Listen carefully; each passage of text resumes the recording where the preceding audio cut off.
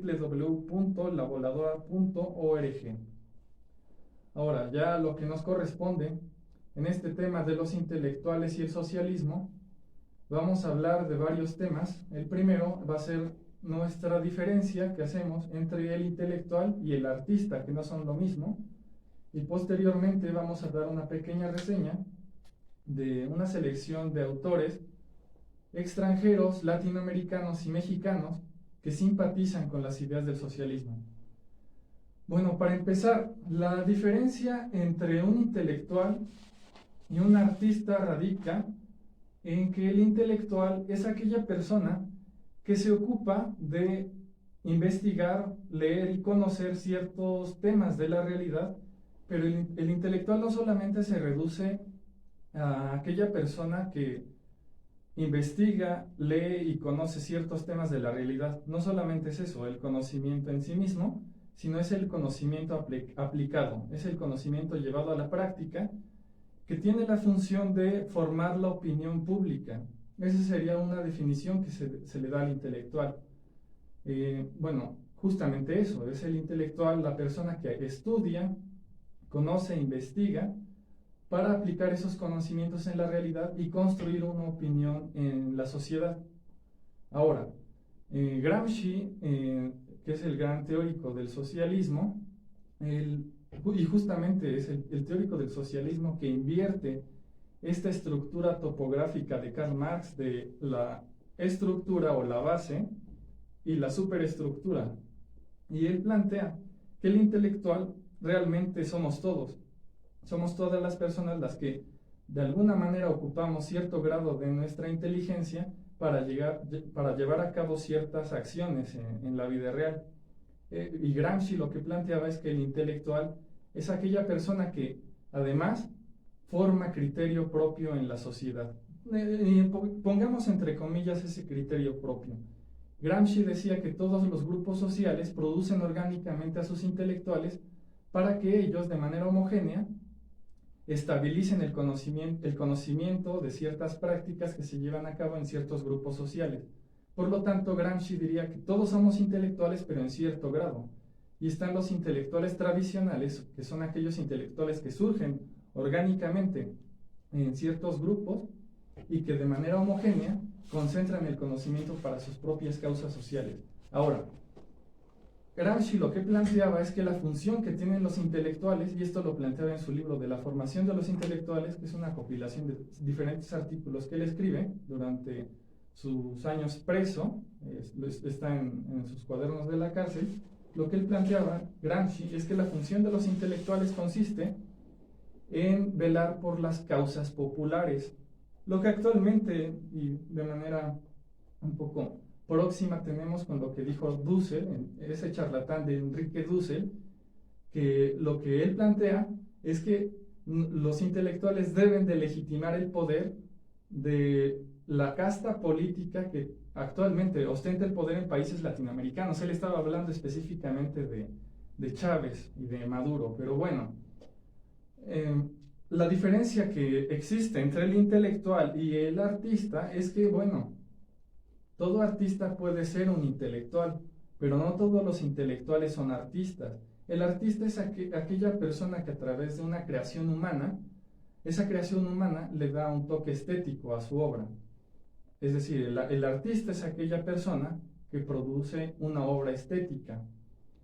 En cambio, el intelectual no necesariamente tiene que ser un artista.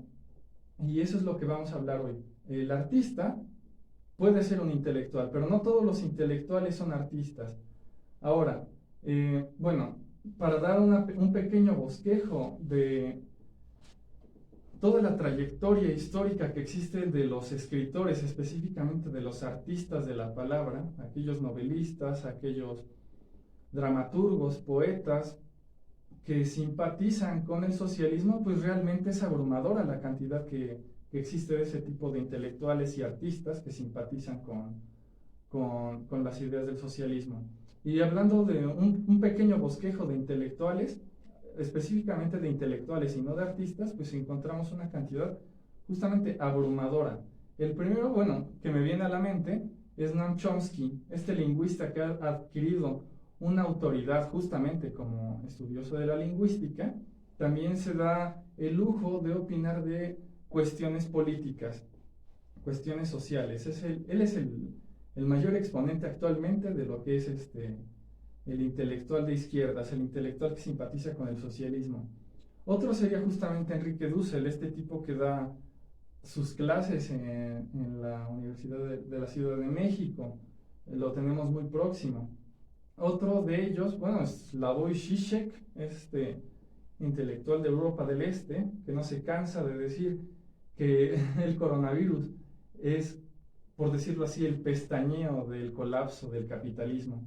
En realidad son muchísimos los intelectuales que simpatizan con las ideas del socialismo. Pero bueno, antes de que vayamos a la pausa, voy a dar una lista de los más exactamente de los artistas de la palabra que históricamente han simpatizado con el socialismo y que justamente son sus creaciones artísticas las que le dan legitimidad a esta ideología. Bueno, vamos a hablar aquí de John Steinbeck, Ernst Miller Hemingway, Upton Sinclair, Eugene Sue, André Malraux, con esta novela de la Esperanza, Jean Genet, que es un autor, un escritor francés que yo admiro muchísimo, a mí me gustan muchísimo sus novelas, Jean-Paul Sartre y Simone de Beauvoir, claro, no podían faltar. También vamos a hablar de José Saramago, Máximo Gorki, Pablo Neruda, Nicolás Guillén, Rafael Alberti, Alfonso Reyes, Octavio Paz, José Revueltas y Efraín Huerta, Gabriel García Márquez, entre otros. Y bueno, algo que tengo que dejar en claro antes de irme a la pausa es que yo no estoy descalificando a estos escritores, a estos artistas de la palabra, por su posición ideológica. Porque no por el hecho de que yo no simpatice con las ideas del socialismo, no significa que yo desconozca su talento y su calidad como escritores. No cometamos ese error. Yo solamente voy a hablar de un peligro que se corre en la crítica literaria de tomar como realidad y como verdad aquellas creaciones ficcionales que elaboran estos artistas de la palabra justamente para darle legitimidad a esta ideología. Eso es lo que tengo que aclarar desde un principio. Yo no estoy criticando ni descalificando su labor y su talento como artistas. Yo de hecho admiro mucho a estos escritores, los admiro, pero yo no puedo estar de acuerdo con sus posiciones ideológicas, porque además de que el socialismo ha sido un fracaso en lo económico y en lo social, incluso en lo moral, también es un fracaso en lo estético, pero en lo estético en cuestión de la crítica literaria, que actualmente se encuentra secuestrada en las universidades por toda esta serie de ideas que dominan en la opinión pública. Eso es lo que tengo que dejar en claro. Y bueno, sin más por el momento, vamos a la pausa. Muchas gracias, Radio Eleuteria.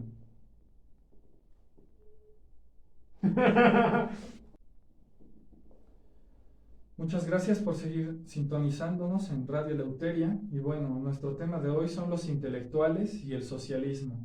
Y bueno, ya que hablamos acerca de una diferencia entre el intelectual y el artista, en el sentido de que todo artista puede llegar a ser un intelectual, pero no todo intelectual puede llegar a ser un artista.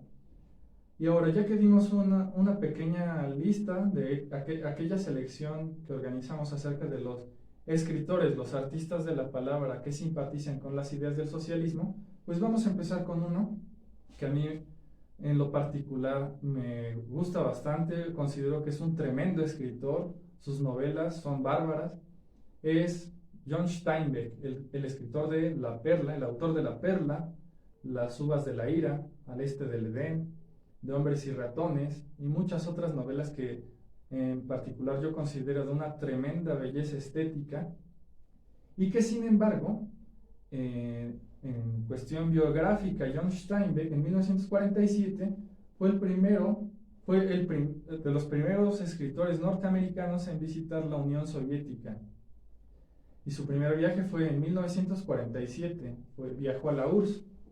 Y de hecho en la novela Las uvas de la ira, que realmente considero que es una pieza maestra, es una novela tremenda, de una de esta ilusión que dan estos escritores, de esta ilusión de realidad, es de una belleza extraordinaria. Y sin embargo existe un monólogo del narrador en la que exalta y confiesa su admiración por Lenin y por el marxismo, justamente en esta novela, Las uvas de la ira. Otro escritor que también es muy, muy conocido por ser simpatizante del socialismo es justamente Hemingway. Hemingway, y no hablando ya en relación a su producción artística como escritor, sino más bien a su cuestión biográfica, Hemingway participó en la Guerra Civil Española y estuvo del lado de los republicanos, de estos comunistas españoles, y que bueno, además en sus últimos días él eligió Cuba como lugar de residencia. De hecho, él era amigo de Castro. Ahora, otro escritor que no está de más mencionar es Upton Sinclair, que era un periodista norteamericano que incluso recibió el premio Pulitzer por su novela La Jungla, que fue un trabajo al principio periodístico y posteriormente lo hizo novela, La Jungla, que recibió el premio Pulitzer, y posteriormente su novela Petróleo. Y bueno, no se puede evitar ver el hecho de que estas novelas de Sinclair simpaticen con las teorías del socialismo. Ahora, otro escritor que es un poco anterior es Eugenio Sue, y él es el autor de Los Misterios de París y de El Judío Errante, y que bueno, en sus novelas se nota la influencia del socialismo utópico, que bueno, es la influencia de Charles Fourier, Robert Owen y Saint-Simon. En Eugene Sue se advierte justamente esta simpatía y estas ideas se ven plasmadas en estas novelas. Otro de ellos es justamente André Malraux, el autor de La Esperanza y La Condición Humana. Y bueno, él fue el más notorio de estos artistas que estaban comprometidos con las causas populares. André Malraux, él estuvo en Indochina, estuvo en la Guerra Civil Española, y justamente él es como el paladín de el intelectual y el artista que está comprometido con las causas populares. Otro de ellos, y no está de más mencionar, es Jean Genet. Yo ya lo había dicho antes del corte. Jean Genet es un escritor tremendo. Su biografía realmente es, por decirlo de otra manera, es sensible, es conmovedora su vida. Pero bueno, no voy a mencionar la vida de Genet, sino justamente su activismo posterior al mayo del 68 y su apoyo a las Panteras Negras, y precisamente al cofundador de las Panteras Negras, Joy Percy Newton, que fue el cofundador de las Panteras Negras, este movimiento de los años 60 y 70 en Estados Unidos, que podría tener una comparación muy cercana con lo que es el Black Lives Matter actual. Y bueno, las Panteras Negras tenían como cofundador a Hugh Percy Newton, que fue acusado del asesinato de una prostituta de 17 años y del asalto a mano armada de un hombre. Y él, para no cumplir la sentencia en Estados Unidos, se escapó a Cuba y estuvo viviendo ahí hasta que cuando regresó a los Estados Unidos, bueno, fue acusado nuevamente de estos cargos de los que había escapado y finalmente fue asesinado por un narcotraficante. Además de eso, este fundador de las Panteras Negras había sido acusado anteriormente por corrupción. Ahora, además de eso, Jean Genet, regresando a Jean Genet, era amigo de Yasser Arafat, que era el presidente de la Organización para la Liberación de Palestina, un abierto antisemita que apoyaba abiertamente a grupos terroristas en contra del Estado de Israel. Ahora, esto es por un lado, Jean Genet. Otro que es indudable, no se puede pasar por alto, es Jean-Paul Sartre y Simone de Beauvoir. Maoístas entrevistaron al Che Guevara en los años 60, y nótese que Jean-Paul Sartre, en un artículo del periódico Le Temps Moderne, Los Tiempos Modernos, perdónese mi francés, yo no domino esta lengua, Pero en 1950, en los tiempos modernos, este periódico francés, Albert Camus escribió lo siguiente: como no éramos miembros del Partido Comunista ni sus simpatizantes declarados, no era nuestro deber escribir sobre los campos de trabajo soviéticos. Éramos libres de mantenernos al margen de la disputa sobre la naturaleza de este sistema, siempre que no se hubieran producido acontecimientos de importancia sociológica. Bueno, es una forma un poco, por decirlo de otra manera, un poco elocuente para hacerse el idiota de lo que estaba pasando en la Unión Soviética. Porque recuérdese que David Rousset en 1949 había dado noticia de los campos de exterminio soviético para disidentes ideológicos. En 1949, y de aquí surgió una polémica con Albert Camus y Jean-Paul Sartre. Y nótese lo que dice, que como no eran miembros del Partido Comunista ni sus simpatizantes declarados, claro, se tiene que curar en salud, aunque le sale muy mal, pero se tiene que de curar en salud, es decir, no éramos miembros del Partido Comunista ni sus simpatizantes, y por lo tanto no era nuestro deber escribir sobre esta cuestión de los campos de trabajo. Incluso esto que le llama campos de trabajo es un eufemismo, no eran campos de trabajo, eran campos de exterminio para disidentes ideológicos. Bueno, dice, por lo tanto, éramos libres de mantenernos al margen de la disputa de la naturaleza de este sistema, siempre que no se hubieran producido acontecimientos de importancia sociológica. Es decir, bueno, como no eran acontecimientos de causa sociológica, bueno, no era nuestra obligación hablar de ello. Bueno, ¿qué causa más grande en razón de la sociología que el exterminio de cierta población? Bueno, posteriormente, Jean-Paul Sartre y Simone de Beauvoir declararon que en esta disputa que mantuvieron con Albert Camus, que se escribiría Camus, dijeron lo siguiente: sostenía que la URSS era un estado revolucionario. Bueno, los marxistas siempre le llaman revolucionario como eufemismo a genocidio, pero bueno, ellos así decían. Para ellos lo revolucionario es el asesinato y el robo.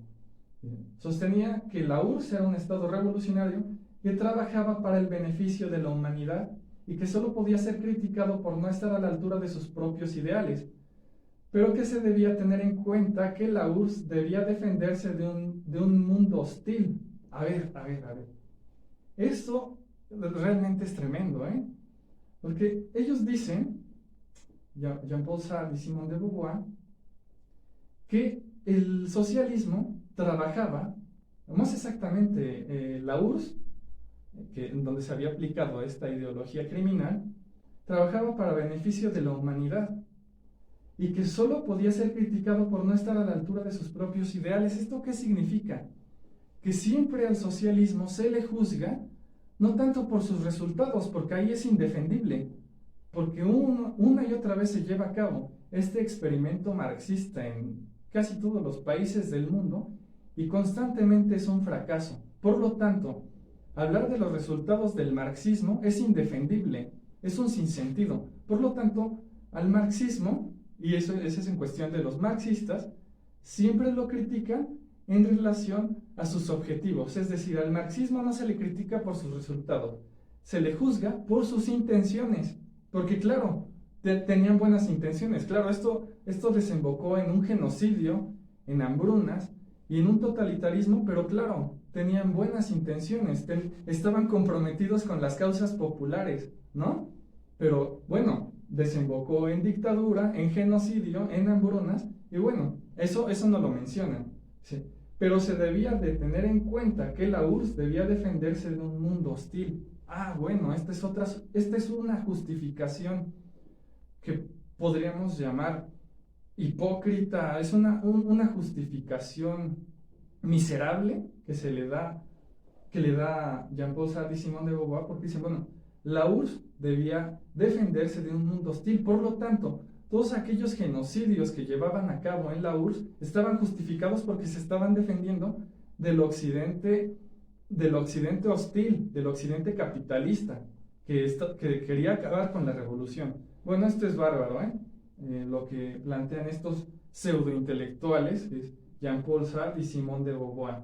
Ahora, José Saramago, bueno, él realmente otro premio Nobel de literatura, que igual ha tenido una autoridad en relación a su producción artística, pero que él siempre ha sido miembro del Partido Comunista Portugués y que, bueno, en entrevistas posteriores, él una y otra vez ha lanzado ataques al capitalismo, a la clase, a lo que él llama la clase privilegiada, que son los empresarios, la gente de dinero. Y bueno, José Saramago no está de más mencionar. También Máximo Gorki, que bueno, yo considero un gran escritor, es un escritor tremendo. A mí sus novelas y relatos me gustan mucho. Y Gorki, por otro lado, de manera autobiográfica, seguramente es el más vil de los escritores de izquierda que legitimaron las masacres comunistas en Rusia, y fue gran amigo de Lenin y reclutado posteriormente por Joseph Stalin para ser un publicista de hazañas. Realmente eso fue Máximo Gorki. Ahora, aquí en América Latina y España, no está de más mencionar a Pablo Neruda, que él fue un político en su país, en Chile, y fue senador en Chile, y posteriormente fue embajador de Chile en Francia. Él apoyó a los comunistas españoles, recibió el premio Stalin de la Paz, háganme el favor, premio Stalin de la Paz. Y bueno, también fue amigo de Salvador Allende. Y cuando Stalin muere, Pablo Neruda le escribe una elegía a Stalin, es la Oda a Stalin. Es un poema que realmente no fue hecho deliberadamente. Es un poema muy bien hecho, muy bien escrito, es bello. Y podríamos llamarle a este poema el poema que podría tener el nombre de Lucifer, porque es bello y malvado a la vez. Es un poema bellísimo, pero que a la vez está dedicado a la memoria de uno de los más grandes genocidas que ha dado la historia, Joseph Stalin. Bueno, aquí no podemos tener esta tríada aristotélica de lo que es bello, es verdadero y bueno. No, aquí lo bello está en relación con lo malvado. Y bueno, este es Pablo Neruda. Ahora, otro intelectual y artista que ha dado América Latina y que ha simpatizado con el socialismo es justamente Nicolás Guillén. Y Nicolás Guillén fue, bueno, también fungió su labor como diplomático y fue gran amigo de Castro, de Allende, de Lázaro Cárdenas y Luis Echeverría. Y también fue, claro, miembro del Partido Comunista de Cuba y recibió varios premios, entre ellos el premio Stalin de la Paz. También compuso un poemario al Che Guevara. Y bueno, también está Rafael Alberti, que bueno, también él simpatizó muchísimo con las ideas del socialismo. Y también Gabriel García Márquez, no se puede olvidar su gran amistad que tuvo con Fidel Castro. Claro, hay fotografías en las que están abrazados. Y también Gabriel García Márquez justificó la eliminación de un disidente que anteriormente había participado en la Revolución Cubana junto con Castro. Ahora, en México, claro, creo que México es la fábrica de escritores de izquierda. Entre ellos está Alfonso Reyes, que yo admiraba muchísimo. Admiro, la verdad es que lo admiro todavía. Pero su persona no me parece alguien digno de admiración. Alfonso Reyes realmente fue una persona que vivió toda su vida de la política, desde su padre, el general Bernardo Reyes.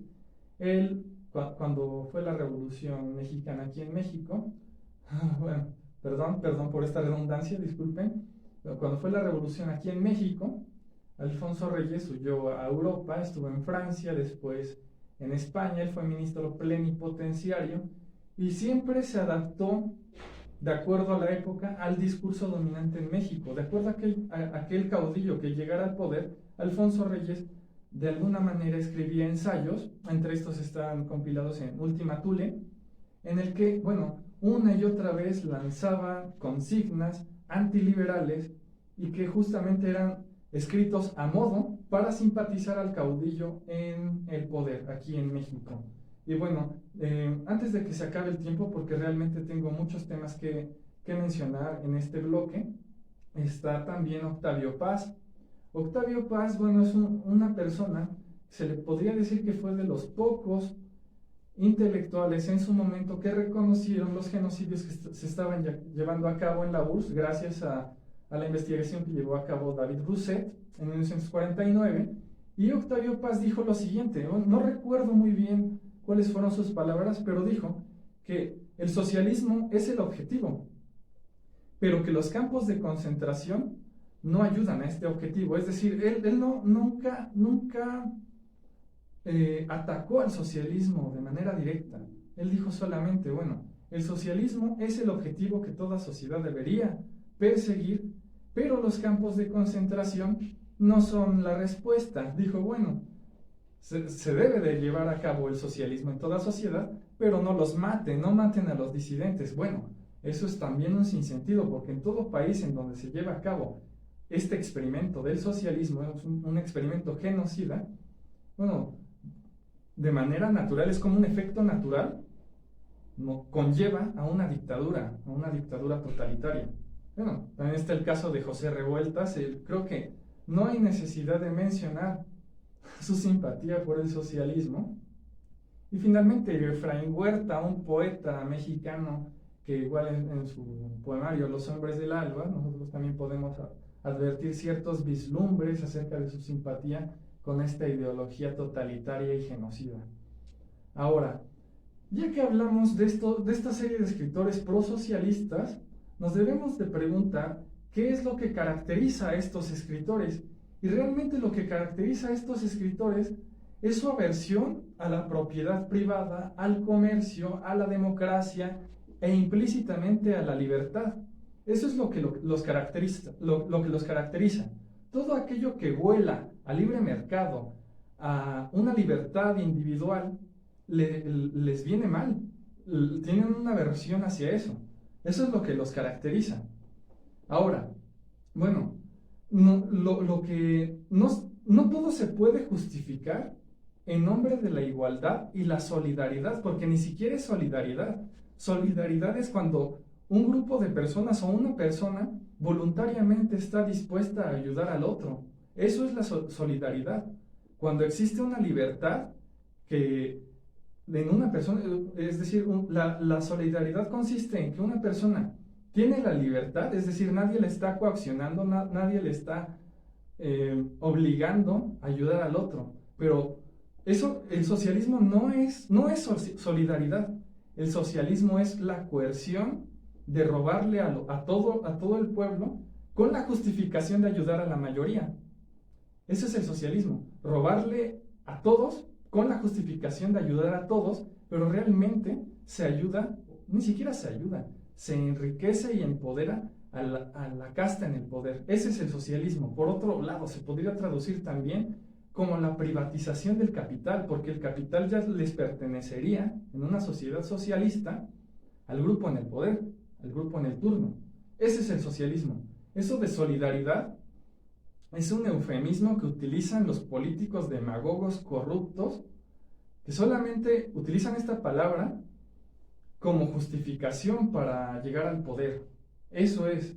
Ahora, por otro lado, déjenme ver, sí, me extendí mucho en esta lista de autores socialistas, pero bueno, por otro lado, se tiene que mencionar, la cuestión es, ¿por qué la gran mayoría de artistas e intelectuales de América Latina y el mundo, sobre todo en Occidente, mayoritariamente en Occidente, simpatizan con el socialismo? Y bueno, lo voy a explicar rápidamente, me quedan 4 minutos. Si no me da tiempo, lo termino de explicar en el siguiente bloque. Pero la respuesta que tenemos acerca de por qué la mayoría de los intelectuales y artistas simpatizan con el socialismo lo da Bertrand de Jouvenel en una conferencia que después editó, que se llama Los intelectuales europeos y el capitalismo, y de forma muy bella y elocuente, Bertrand de Jouvenel explica que existen tres factores por los cuales los intelectuales y los artistas simpatizan con el socialismo. La primera de ellas es la ignorancia. Y bueno, claro, porque los intelectuales que dominan las áreas de ciencias sociales y humanidades desconocen abrumadoramente la disciplina de la economía. Ellos no saben cómo funciona este orden espontáneo del mercado y por lo tanto, como son ignorantes, siempre critican al mercado porque no conocen cómo se maneja, no conocen exactamente las reglas y leyes que se aplican en este orden espontáneo de libre intercambio y de acuerdos voluntarios en el mercado. Esa es la primera cuestión, la ignorancia. Posteriormente, esto también lo dice Hayek en La fatal arrogancia, que justamente la segunda cuestión por la cual la mayoría de intelectuales y artistas simpatizan con el socialismo es justamente por la arrogancia, por la soberbia, porque el intelectual se cree el dueño del conocimiento y cree que nadie más que él, nadie más que él conoce los temas del mundo. El intelectual se cree el centro de todo el conocimiento universal y por lo tanto él se cree con el derecho a hacer ingeniería social, es decir, a planificar una sociedad de acuerdo a sus principios, a lo que él cree que es correcto, y es por eso que él se cree con el derecho a decidir por los demás, porque cree que todos los demás son ignorantes menos él. El intelectual se cree el dueño absoluto del conocimiento y él se cree con el derecho de planificar una sociedad de acuerdo a sus ideas. Quiere ser algo así como el rey filósofo que plantea Platón en su República Ideal de Calípolis, en el que Platón decía, es más fácil transformar a filósofos en reyes que al revés. Eso es lo que intentan hacer los intelectuales, hacer ingeniería social.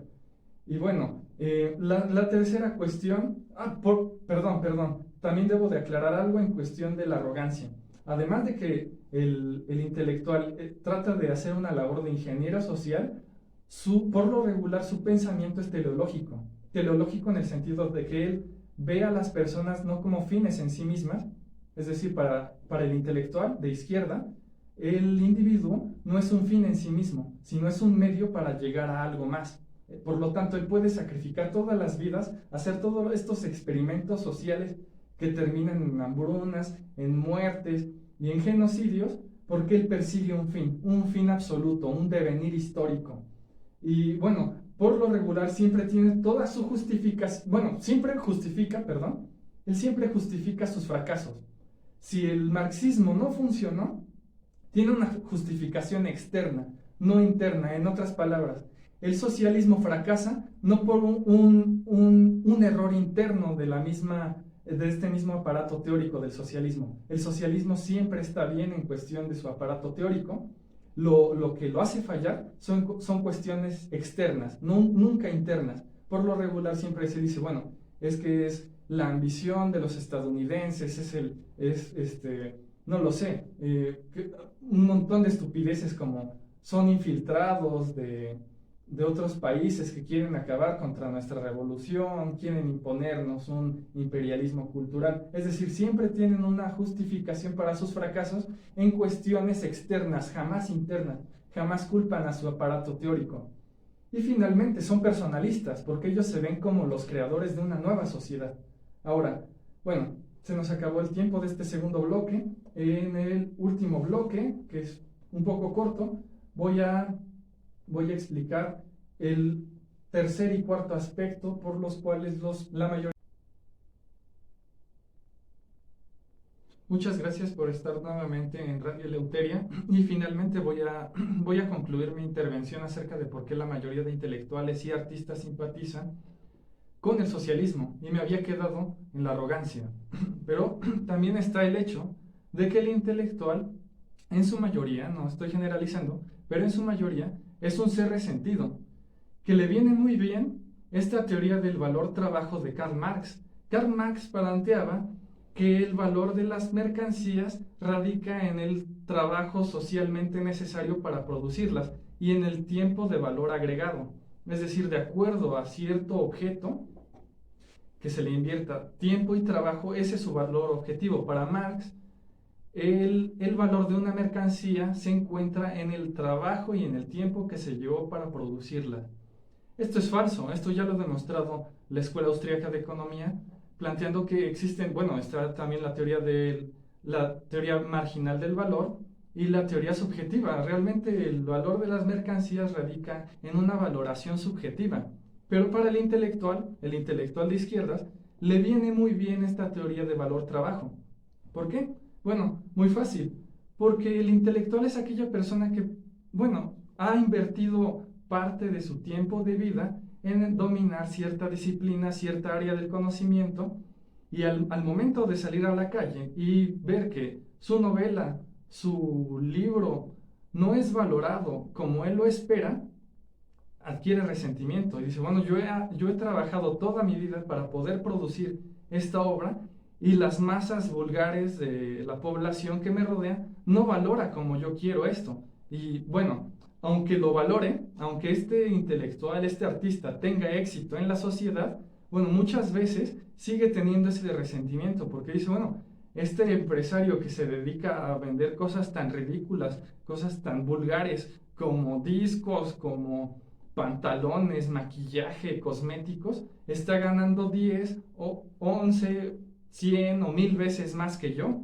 ¿Por qué? ¿Por qué el valor de mi trabajo no se valora como yo espero? Así que bueno, el resentimiento y la teoría del valor-trabajo de Karl Marx le vienen muy bien, porque él piensa que si se valorara su trabajo de manera justa, sería el más famoso y rico de la tierra. Pero bueno, esto también conlleva a un ataque a la libertad de elegir, porque bueno, ¿por qué el intelectual tiene que obligar al resto de la población a valorar como él quiere su obra?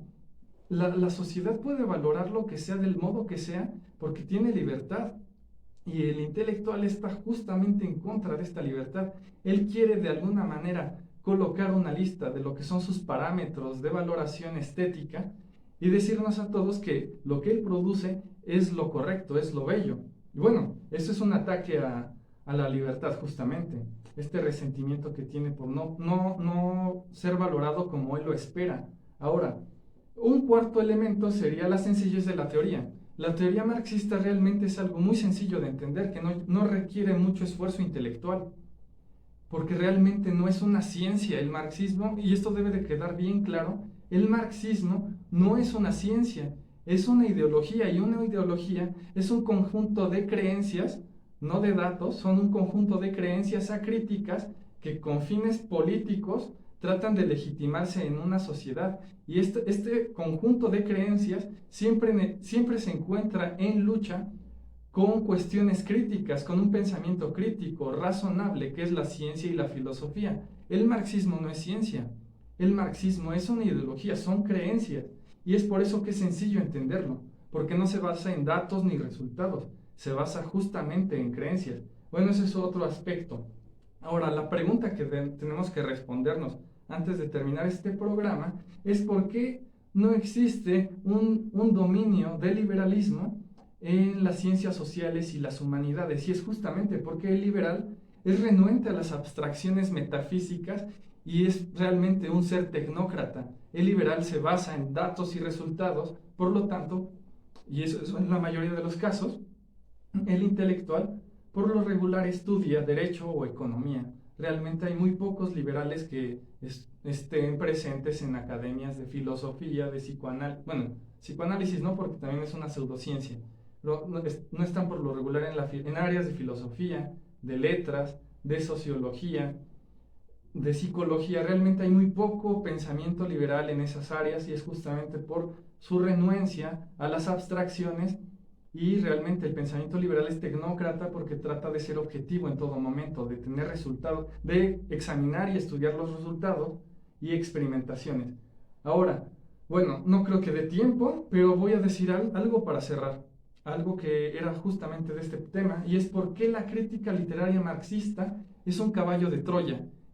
La crítica literaria marxista realmente es una crítica literaria que está basada en ideologías, en una deformación del pensamiento, y que no le interesa tanto la obra literaria, más exactamente le interesa legitimar esta ideología a través de la propia literatura. Y es por eso que existen un montón de falacias que son hijas bastardas de esta ideología, que es la falacia del autor, la falacia del concepto, el reflejo del lenguaje, la falacia de los valores, la esterilidad bueno, por otra parte, y eso es algo que se me botó, pero esta crítica literaria es estéril, porque no se preocupa tanto por analizar y valorar una obra literaria, se preocupa más por legitimar esta ideología a través de la literatura. Y bueno, perdón. En nuestro siguiente programa vamos a tener un debate muy interesante con un escritor local, Enrique Villada, lo vamos a tener aquí en cabina y vamos a debatir de este tema.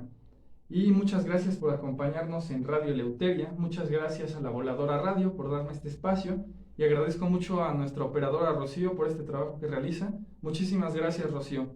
Radio Eleuteria, viva la libertad y la verdad. Hasta luego.